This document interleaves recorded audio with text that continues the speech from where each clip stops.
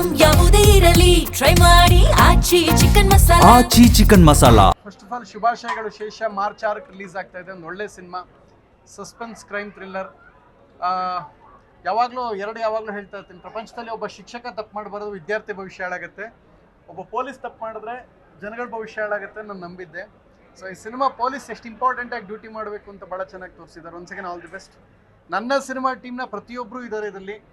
ನನ್ನ ಅತ್ಯಂತ ಆಪ್ತರಾದ ಶ್ರೀಧರ್ ಸರ್ ತುಂಬ ಪವರ್ಫುಲ್ ಪಾತ್ರ ಮಾಡಿದ್ದಾರೆ, ಖುಷಿ ಆಯಿತು. ಆ್ಯಂಡ್ ನಮ್ಮ ಸಿನಿಮಾದಲ್ಲೂ ಹೊನ್ನವಳ್ಳಿ ಕೃಷ್ಣ ತುಂಬ ಪವರ್ಫುಲ್ ಪಾತ್ರ ಮಾಡಿದ್ದಾರೆ, ಅಭಿನಂದನೆಗಳು. ಎಲ್ಲರೂ ಅಷ್ಟೇ. ಶೋಭರಾಜ್ ಸರ್, ನಮ್ಮ ಟೀಮ್ ಆಲ್ಮೋಸ್ಟ್ ಅರ್ಧ ಟೀಮ್ ಇಲ್ಲೇ ಇದೆ. ಆ್ಯಂಡ್ ಒಂದು ಸೆಕೆಂಡ್ ಒಳ್ಳೇದಾಗಲಿ. ಶೇಷ ಇದೆ 6ನೇ ತಾರೀಕು ರಿಲೀಸ್ ಆಗ್ತಾ ಇದೆ, ಮಿಸ್ ಮಾಡದೆ ಥಿಯೇಟ್ರಲ್ಲಿ ಬಂದು ನೋಡಿ. ಒಂದು ಕ್ರೈಮ್ ಥ್ರಿಲ್ಲರ್ ಸಿನಿಮಾ. ಈ ತಿಂಗಳು ಭಾಳ ಸಿನಿಮಾ ಮುಂದೆ ಹೋಯ್ತಾ ಇದೆ. ಈ ಒಳ್ಳೆ ಸಿನಿಮಾ ತಿಂಗಳು ಶುಭಾರಂಭ ಒಳ್ಳೆ ಸಿನಿಮಾ ಮೂಲಕ ಆಗಿದೆ. March 6 okay. ಹೋಳಿ ಇವತ್ತಲ್ವಾ? ಇವತ್ತೆಷ್ಟು ಡೇಟ್? 4. ಓಕೆ, ನಾಳಿದ್ದು ರಿಲೀಸು. ಇವತ್ತು ಹೋಳಿ ಎಲ್ಲ ಮುಗಿಸ್ಕೊಂಡು ನಾಳೆ ಸ್ನಾನಗಿನ ಮಾಡ್ಕೊಂಡು ನಾಳಿದ್ದು ಬಂದು ಸಿನಿಮಾ ನೋಡಿ, ಮಿಸ್ ಮಾಡದೆ ನೋಡಿ. ಅದಾದ್ಮೇಲೆ ನಮ್ದು ಬರ್ತಾ ಇತ್ತೆ ಮಾರ್ಚ್ 19ನೇ ತಾರೀಕು ಫಸ್ಟ್ ನೈಟ್ ವಿತ್ ದೇವ, ಅದು ನೋಡಿ. ಇವ್ರದಂಗೆ ಇಂಪಾರ್ಟೆಂಟ್, ನಂದು ಇಂಪಾರ್ಟೆಂಟ್. ನಾನು ಅಷ್ಟೇ ವಿ ಟ್ಯಾಲೆಂಟೆಡ್. ನಮ್ಮ ಸಿನಿಮಾನು ನೋಡಿ. Okay, thank you. ಅಲ್ಲ ಏನೋ ಯಾರೋ ಕೆಲ್ಸಕ್ಕೆ ಬಾರ್ದ ಇದ್ದವ್ರು ಏನೋ ಹೇಳಿದ್ರು ಅನ್ನೋದು ನೀವು ನಂಬ್ಕೋಬೇಡಿ. ಅಲ್ಲ, ಕೆಲ್ಸಕ್ಕೆ ಬಾರ್ದ ಇದ್ದವ್ರು ಏನೋ ಅಲ್ಲ ಹೇಳಿದ್ನಲ್ರಿ, ನಾನು ಹೇಳಿದ್ನಲ್ಲ, ಕೇಳಿಸ್ಕೊಳ್ಳಿ. ಯಾರೋ ಕೆಲ್ಸಕ್ಕೆ ಬಾರ್ದ ಇದ್ದವ್ರು ಹೇಳಿದ್ರೆ ನೀವು ನಂಬ್ಕೋಬೇಡಿ ಅಂತ. ಯಾಕೆ ನೀವು ಎಚ್ಚರಿಕೆಯಿಂದ ಇರಬೇಕು. ನನ್ನ ಲೈಫಲ್ಲಿ ಇದುವರೆಗೂ ಒಂದು ಸಣ್ಣ ಕೇಸ್ ನಾನು ನೋಡೇ ಇಲ್ಲ ರೀ. ನೀವು ಹೆಂಗ್ರಿ ಹೇಳ್ತೀರಾ ಹಂಗೆಲ್ಲ ಕೂತ್ಕೊಂಡ್ರಿ? ನಾನು ಯಾವಾಗ್ರಿ ಹೋಗಿದ್ದೀನಿ?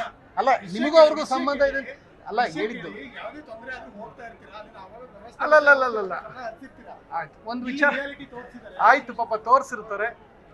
ಒಳ್ಳೇದಾಗ್ಲಿ, ಒಳ್ಳೆ ಪ್ರಯತ್ನ. ಅವರು ದೇವರಾಜ್ ಸರ್ ಇದ್ದಾರೆ, ನನ್ನ ಇಷ್ಟವಾದ ಆ್ಯಕ್ಟ್ರು.